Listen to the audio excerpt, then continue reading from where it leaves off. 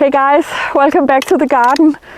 I'm so happy. It's such glorious spring weather, and today I'm making, I think, most probably a long video, so be warned, because I want to talk to you about this whole new bit of land with the butterfly garden and what I'm doing now, what I'm learning, and what the process is going to be, and how things are looking, and how excited I am for everything, and how much work it is, and all of those things. So last video I told you about this keyhole bed with just full of dahlias, and I cannot wait. I'm gonna seed some dahlias one of these days. My good friend Susanne told me that around 1st of April is a good time to seed dahlias, so I'm gonna do that. And then maybe, as you can see, I have decided to clean up all of this dead stuff from the areas that we seeded last April. I'm doing this for many reasons, and my husband looked at me horrified when I told him that I was going to rake all of the 7,208 square meters and remove all of this dead stuff. But I'm actually, like last year when I was weeding like the 7,000 square meters of sticky willies, actually I learned a lot about the soil, I learned a lot about the land, I learned a lot about the different feel in the area. And actually I'm finding that this raking is telling me a lot of things about what's going on right now, what has been thriving, what is coming back, and so a lot of stuff about what's going on in these areas. So maybe if you, I mean, this is so exciting to me, guys. So if you look here, it's all of these, of course, are chicory. So this beautiful sky blue, and it's loved by lots of bees and butterflies, and it's also a host plant for one of the moths that we have, a very beautiful moth. And then I can actually see how it is. This is crazy how many small seedlings are visible here, and I don't know what it is, but this makes me super excited. Lots of different kinds of clovers, and this is alfalfa. So I see lots of different things coming up in different areas, and also, of course, that's normal and natural, because we did use different seed mixes in this, and I also added a lot of my own seeds. One thing, I mean, I'm gonna show you this one. One thing I'm really excited about is this one especially. So this one is, hang on, I looked it up. It's called Lotus corniculatus, and it's Kellingetan. And it's called eggs and bacon, I think, in English. And this is also a host plant, and it's also a wonderful nectar plant. So that's exciting for me too. And when I rake all of this away, so all the dead stuff is creating a kind of soil armor all winter. And actually, when I rake it away, I see how many seeds have been self-seeding in this soil. And also, it's really beautiful to see how, when I've been raking an area and I go away, then I come back and I see all the birds are in these newly raked areas to pick up the last of the seeds. And I've also seen how all winter lots and lots of birds have been foraging in all of this dead stuff.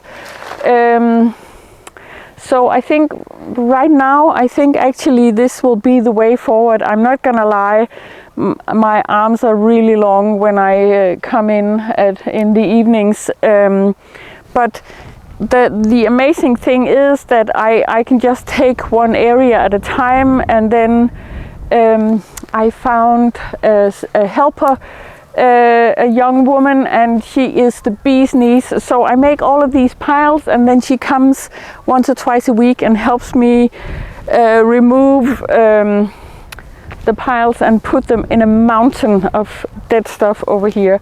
That's going to be also, if you look at this, also amazing for all of the insects. A lot of the bees are actually using these hollow stalks to lay their eggs and some food, and then they seal it. And so I'm hoping that this will also be actually a more of a natural insect hotel, the pile that we are making. So I'm excited to see everything that's coming. Some of the things I've planted, some of the things I've seeded, a lot of the things that are self-seeding. And I'm also seeing where I'm in trouble. It's interesting to see that in some areas there's a lot of crabgrass, and that's going to get worse. But I'm quite surprised that we don't have more grass already in all of this. It's going to come, of course, but what I'm finding is really important right now is that we have time to establish some of all the other plants other than grass plants that we would like to have in this biodiverse system. Grasses are welcome. They also have lots of functions, and some of them are host plants. So it's just to see that I think this way of just allowing everything, all the seeds, all the birds, the whole shebang, and then actually when I push it with my with the rake, most of these break up quite easily. So I couldn't have done this in fall. I would have needed machinery, but most of it I can cut or push and break with the rake, and then just pull it out on the pathways. And Alberto will come and take it away, which is really wonderful. So this is my plan, and I think I'm gonna do that for a couple of years. I am thinking some days when I'm tired, I'm thinking that maybe I will make a permaculture blitz next spring and ask people to come for a couple of hours with the rake, and then maybe it's not gonna take me 2 weeks to do it. But I'm learning a lot, and I see where some of the brambles have been self-seeding, so I can pull those out. And I just think it's this whole understanding that everything I do with my hands has a different kind of connection and information with the land and with the plants. And I'm really enjoying that. And it is work, and it's not work. It's just something that has to happen. So I'm quite enjoying it. I want to show you something else. So this still needs to be cleared, but this whole bit to the north I cleared already. So I'm pretty stoked that this is done. So I'm trying to make a deal with myself every day, saying though, so today I'm going to finish this, so it gives a good feeling I can come out and do more the day after. This I want to show you because of course this is different, a different mix. It had lots of cornflowers, the blue cornflowers, and I don't know, maybe they're not cornflowers, kornblomster anyway, and lots of baby's breath. So beautiful, so beautiful. But I see now that some of the things that are coming up now is a lot of these, I think they're called Hesperis.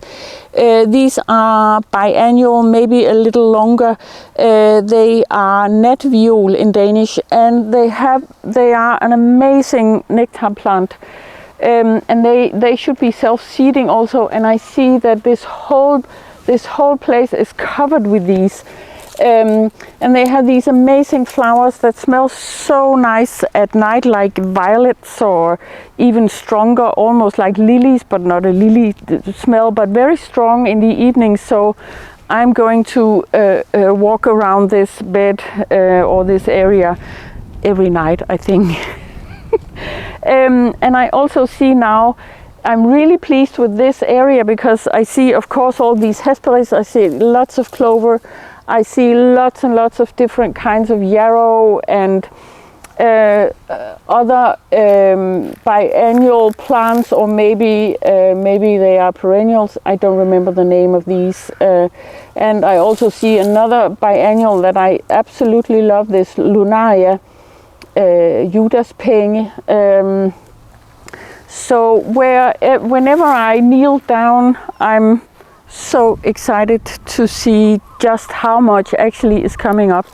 And if you have a look at this, very, very little grass in this. So I'm surprised that we will have time to establish all of these other bits as well as we actually have. So and I'm constantly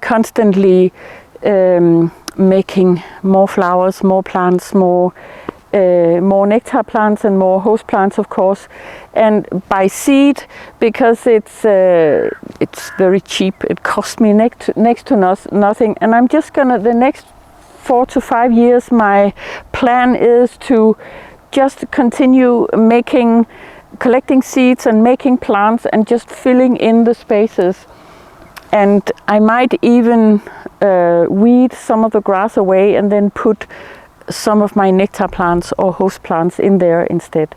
I'm completely excited about this. And also I'm pretty excited to see what are all the small seedlings coming out. Yeah, well, I mean, if you are a gardener, you will understand that that's the joy of spring. And just, I mean, also just when I work out here, just to think about all the flowers I now have space for. And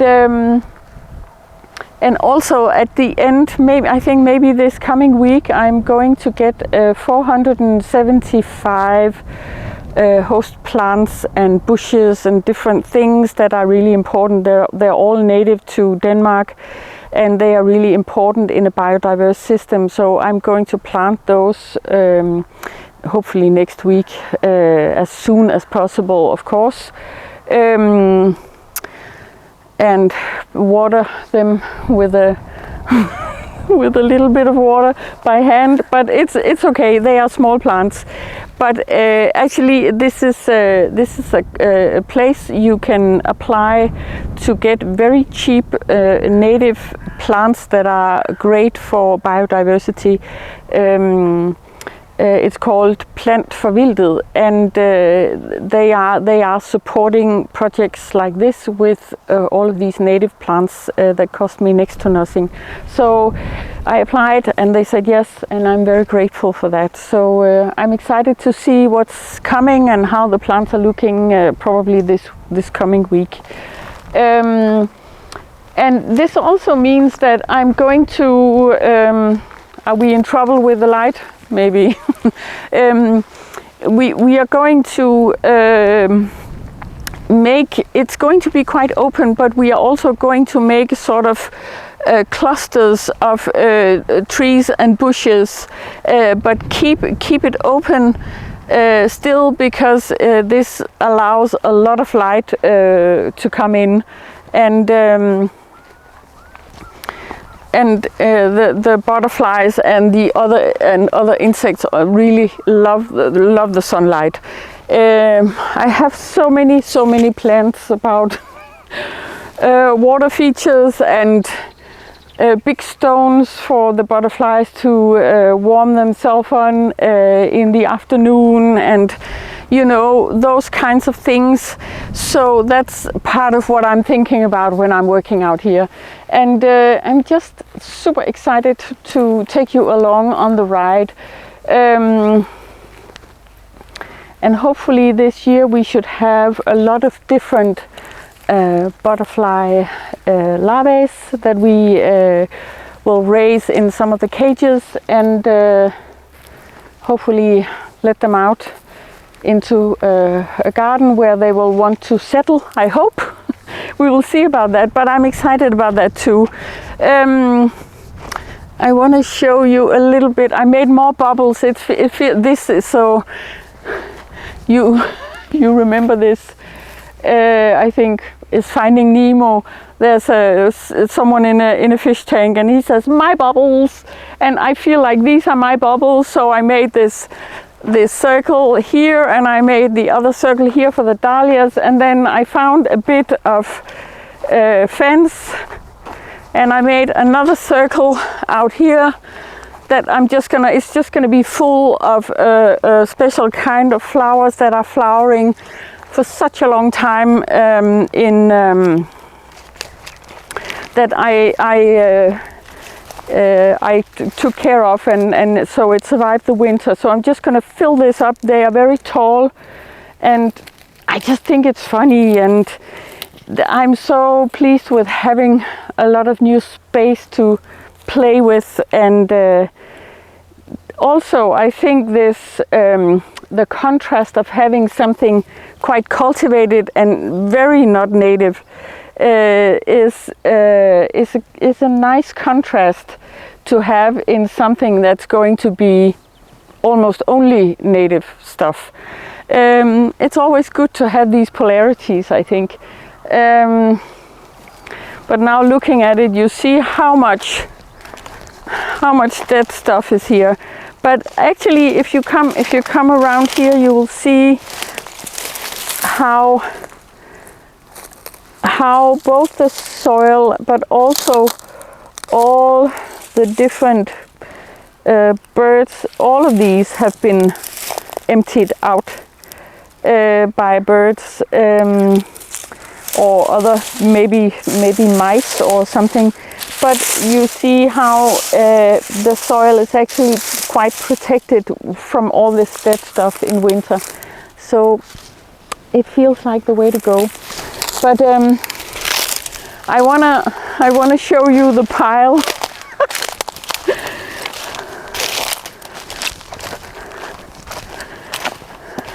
And this is maybe half of what's coming, so I think we need to sort of get up on top and push it down a little bit.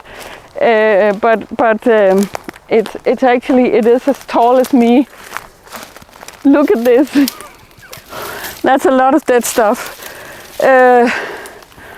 And of course it's not looking great. I don't know. It's a really good insect hotel, and I'm sure that birds will pick branches and bits and bobs from this, and as soon as it rains, it's gonna come down and start composting from the ground up. And we will see how it looks when the season ends. But that's about it. I'll make another video about the island-wide project once we see if we get any money from some of the foundations that we have applied to, and this is just my sort of local project, and I'm just super happy about this. It's such fun. Thanks for watching, guys.